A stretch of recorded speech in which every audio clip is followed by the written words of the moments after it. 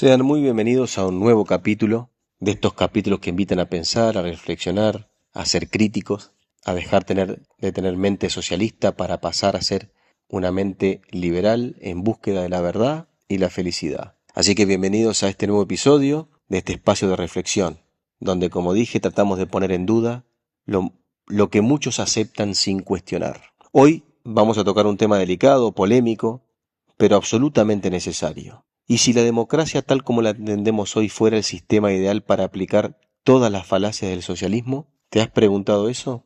¿Te has preguntado si la democracia de hoy, las actuales, las sociales democracias, no terminan siendo el caldo de cultivo, el campo fértil, para que todas las falacias y mentiras del socialismo proliferen, puedan crecer? Vamos a explorar por qué la democracia, lejos de ser el antídoto contra el estatismo y el socialismo, se ha convertido en el medio perfecto para implementar el colectivismo, la demagogia, la desigualdad legal, la repartición de lo ajeno, la injusticia individual, disfrazada de justicia social, y la destrucción de las libertades individuales y los derechos naturales, como la vida, la propiedad y la libertad. Así que te invito a pensar conmigo, sin prejuicios, sin dogmas, sin miedo. Empecemos. La democracia moderna es una maquinaria basada en ficciones que se repiten hasta convertirse en dogmas. Encontramos en la vida política, en los medios de comunicación, lo que yo llamo fundamentalistas de la democracia. Quien ose hablar mal de la misma es un tirano, es un déspota, es un dictador. Pero la democracia tiene muchos mitos, muchas falacias y muchos fallos. Y más aún las democracias socialistas del día de hoy. Cuestiones que se convierten en dogma, como la voluntad general, la soberanía en el pueblo, el poder del voto, el interés general, el bien común, la separación de poderes, la representación política. Pero, ¿qué significan realmente estos conceptos? ¿Quién representa al pueblo? ¿Quién decide qué es el bien común? ¿Y en base a qué? ¿Qué criterios se utilizan para saber, para que una persona, un ser humano, sepa lo que es el interés general? ¿Cómo lo define? ¿Cómo se puede hablar de separación de poderes si todos los órganos del Estado se nombran entre sí y se cuidan mutuamente? Un sinnúmero de dudas sin explicaciones. ¿Por qué? Porque la democracia subsiste gracias a mitos, a ficciones. La realidad es que todos estos conceptos, que suenan nobles y lindos, encubren una estructura de poder en la que el político puede hacer prácticamente cualquier cosa sin rendir cuentas y sin importar su acción anterior. Mientras diga que lo hace por todos, adelante. Y es ahí donde el socialismo encuentra su oportunidad, en ese sistema de ficciones que le da una fachada de legitimidad a cualquier atropello contra la libertad. La democracia tiene una particularidad que no se da en ninguna otra área. Tiene lo que se llama una matemática perversa, porque el 50% más 1 equivale a 100 y el 50% menos 1 se convierte en 0. Esa lógica, profundamente injusta, convierte en ley cualquier disparate que consiga una mayoría circunstancial. No importa si lo que se vota es inmoral, confiscatorio o ineficaz. Si la mayoría, aunque sea absolutamente mínima, lo aprueba, se convierte en justo por decreto. Y un ejemplo de ello lo tenemos con el aborto. El aborto fue aprobado por el Frente Amplio por un voto. Es decir, la vida de esos niños por nacer, que hoy se asesinan y se extingue, se decidió por legisladores, seres humanos comunes y corrientes, en una cámara, levantando la mano. El ataque al orden natural, a los derechos naturales que el Estado debería proteger, es cercenado por la ley positiva emanada de los humanos devenidos en representantes y legisladores. Y así, la democracia transforma la política en un mercado de favores, subsidios, clientelismo, promesas vacías, campañas pagadas con impuestos, votos que tienen un valor económico y que generan un mercado negro. El resultado de todo esto, la mayoría se convierte en herramienta de saqueo y el político en intermediario de la redistribución, con total impunidad, a través de un Estado que se expande y se expande cada vez más y con ello empobrece a toda la población. En este contexto aparece un fenómeno clave que se denomina la ignorancia racional del votante. En palabras simples, este tema ya lo hemos abordado en otro capítulo, pero vale la pena insistir en estos fallos de la democracia. que habilitan las prácticas inmorales del socialismo. Y esto se trata de alguna manera, como el voto de cada persona tiene un impacto mínimo, no incide en absolutamente nada, no cambia la elección, es racional que el ciudadano promedio no se informe. Es común, es lo razonable hacer. Porque ¿para qué perder tiempo estudiando economía, derecho o política, estudiando los programas de gobierno, los políticos, leyendo los diarios, las revistas, para tratar de efectuar un voto responsable, si todo ese tiempo insumido no va a cambiar absolutamente nada? Mi voto no va a elegir, no va a decidir una elección. Entonces, lógicamente, la mente del ser humano dice, yo no voy a destinar todo este tiempo para algo que no tiene ningún beneficio para mí alguno. Para eso sigo haciendo lo mío, me dedico a mi trabajo, al ocio, al placer, a mirar tele, a lo que fuera, que son cuestiones que valoro más que hacer todo este trabajo tedioso de tener que estudiar y comparar los programas de gobierno. El ignorante racional. Y ese vacío de información lo llena el político. ¿Y cómo lo llena? Como el político sabe que el ciudadano común y corriente, todos nosotros, no destinamos el tiempo, no nos interesa y no podemos hacerlo, el político lo sabe y entonces se nutre, de alguna manera, de la confusión. Y para confundir, utiliza la demagogia. Simplifica, promete, emociona,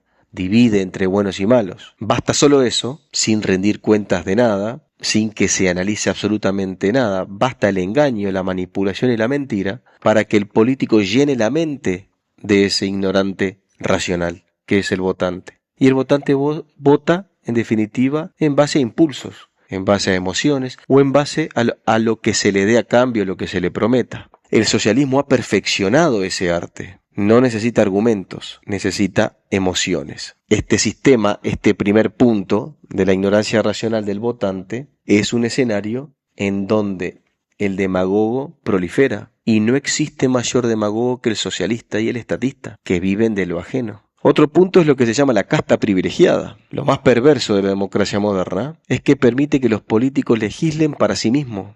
Se votan sus sueldos, sus fueros, sus jubilaciones especiales, sus privilegios, entre otras infinidades de cosas. ¿En qué otro sistema los representantes se convierten en aristócratas, blindados por normas que ellos mismos redactan? ¿Dónde está la separación de poderes ahí? Y todo esto se hace con el aval del sistema, con el voto popular, con el discurso del servicio público. Mientras tanto, el ciudadano común financia esta estructura demencial, elefantística, que es el aparato estatal, con su trabajo, sus impuestos, su esfuerzo y su obediencia. La casta de los políticos, personas privilegiadas dentro de la sociedad. Verdaderos aristócratas nobles son los nobles de la modernidad. Son personas que tienen ventajas que no tiene el hombre común. Otro de los puntos es el bien común como falacia. Todo se justifica en nombre del bien común y del interés general. Parece que quien profiere esas palabras se convierte en una especie de semidios, de un ángel. Pero ¿quién define qué es común?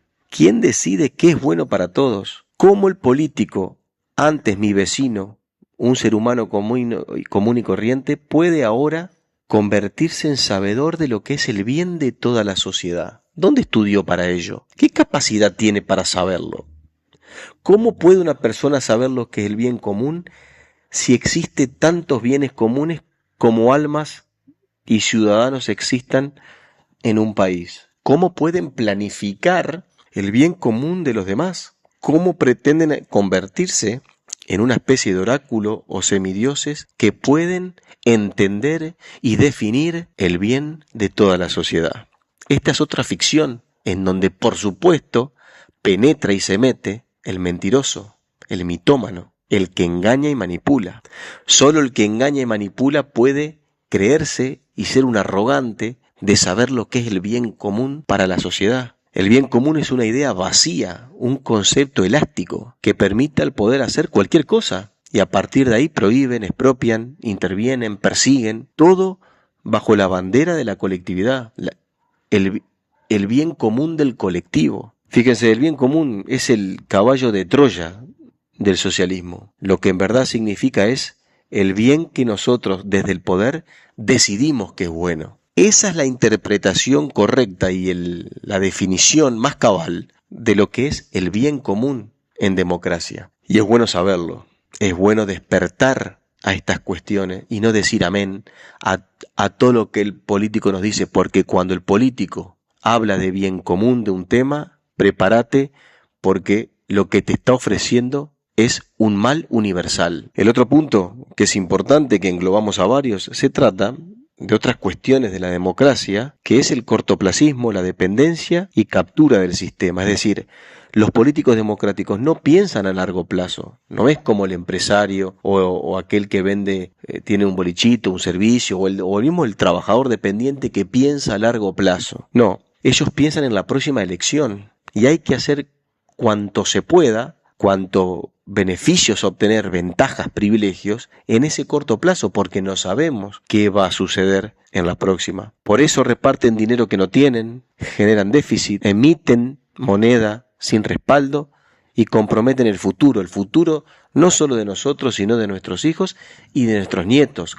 Tienen la inmoralidad de comprometer las próximas generaciones que nacen ya siendo deudores, nacen ya con un pasivo generado por los políticos irresponsables cortoplacistas. Pero además infantilizan al ciudadano y le dicen: vos no podés solo, te vamos a cuidar, a alimentar, a proteger, te vamos a dar todo. Y generan esa dependencia tóxica entre el individuo y el Estado. Y así se instala la dependencia, el individuo deja de ser responsable de su vida y se transforma en cliente del Estado para toda su vida. Eso también se genera en democracia, a través de la expansión del Estado, de los roles del Estado, que hoy en día impone hasta una ideología, que es la ideología de género, por ejemplo. Y desde que te levantás hasta que te acostás, está presente el Estado en tu vida, en todo aspecto, sea en impuestos, en burocracia, regulaciones, prohibiciones. En todo está el Estado presente, y eso no era así antes. Eso nunca fue así en el siglo XX, XIX, sino que el Estado se ajustaba a los roles esenciales que tiene que tener, que son básicamente los de gendarme, seguridad,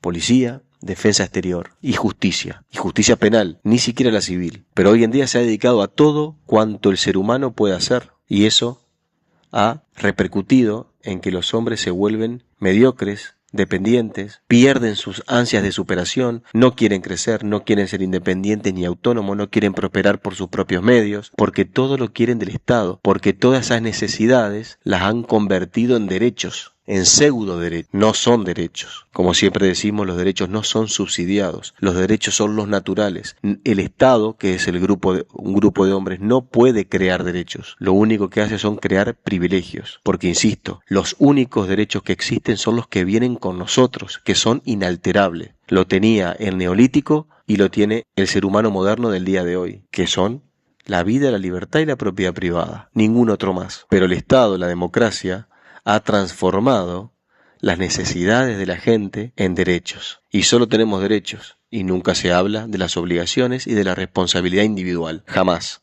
Y eso lo ha convertido, lo ha transformado el socialismo en el marco de la democracia.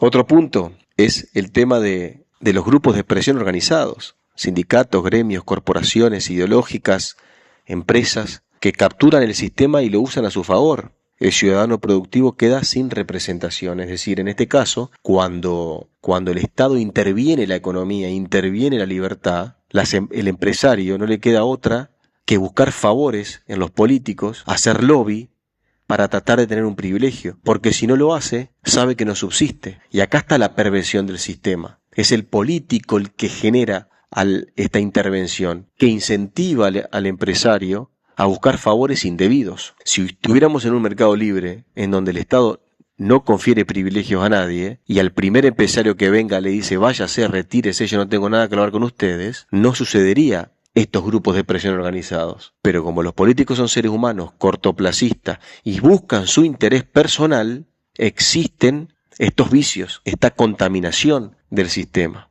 estos empresarios prebendarios, o los sindicatos también prebendarios. Pero ellos existen a consecuencia de algo, a consecuencia de un sistema interventor, privilegiador. Si no existieran políticos que hacen leyes a medida, mediante aranceles, subsidios, protegen una industria, no existirían los empresarios que buscan esa ventaja. Ellos existen y hacen lobby porque tienen un ambiente que les permite hacerlo, que les abre la puerta. Pues bien, otro punto tenemos lo que es la ilusión de la alternancia, la neutralidad del Estado y la inflación de derechos. Un poco ya lo vimos esto último. Muchos dicen, pero en democracia al menos hay alternancia. Y yo pregunto, ¿de verdad creen en la alternancia? En el caso de Uruguay, ahora quedó muy reflejado, muy en evidencia. ¿Acaso ustedes creen que hay una alternancia entre el centro izquierda del Partido Nacional que recientemente gobernó y la izquierda de ahora?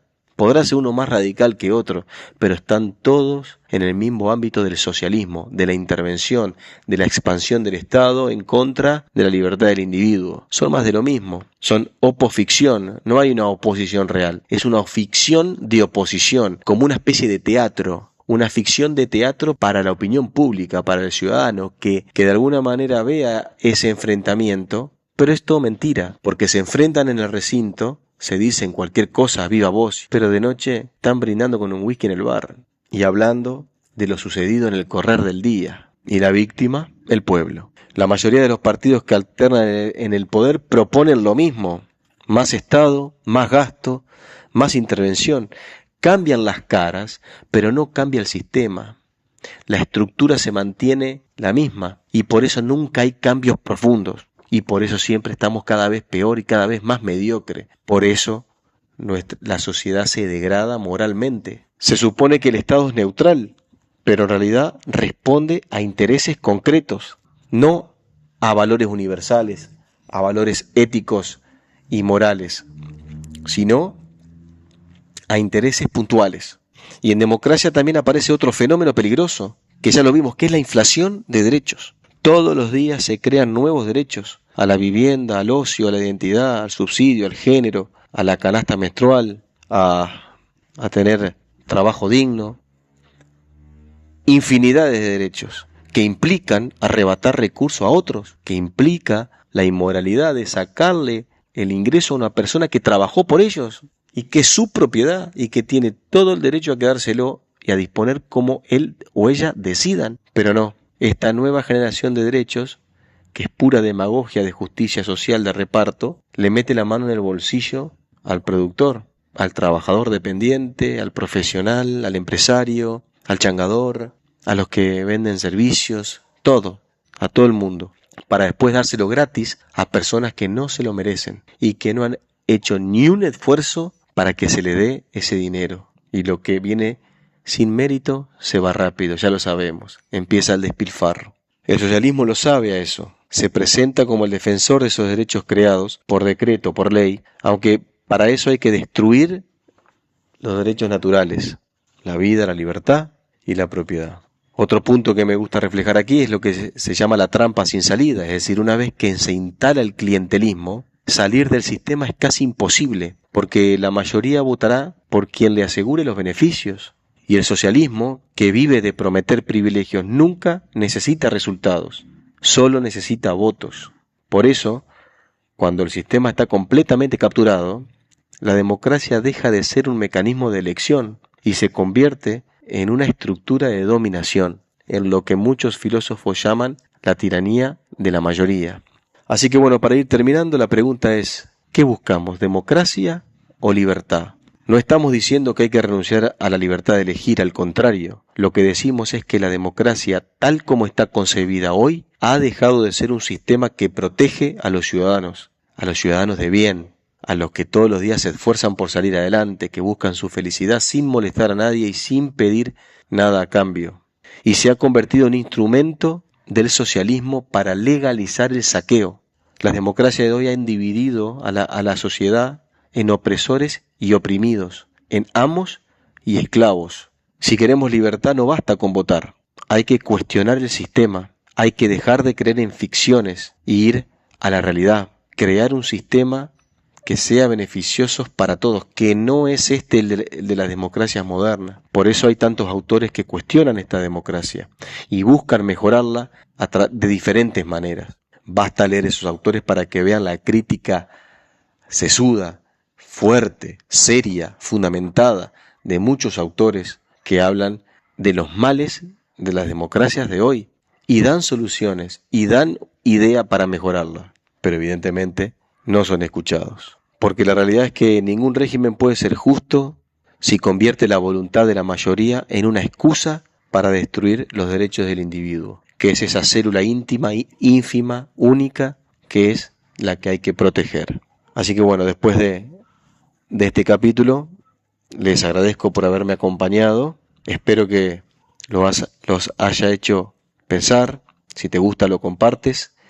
Y si te resultó un poco incómodo, aún mejor, porque la verdad incómoda tiende a liberarnos antes que seguir sumidos en la decadencia de una mentira reconfortante.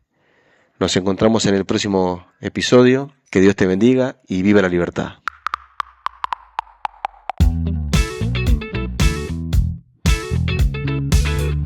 Es una producción de Neurobytes por Branca DJ.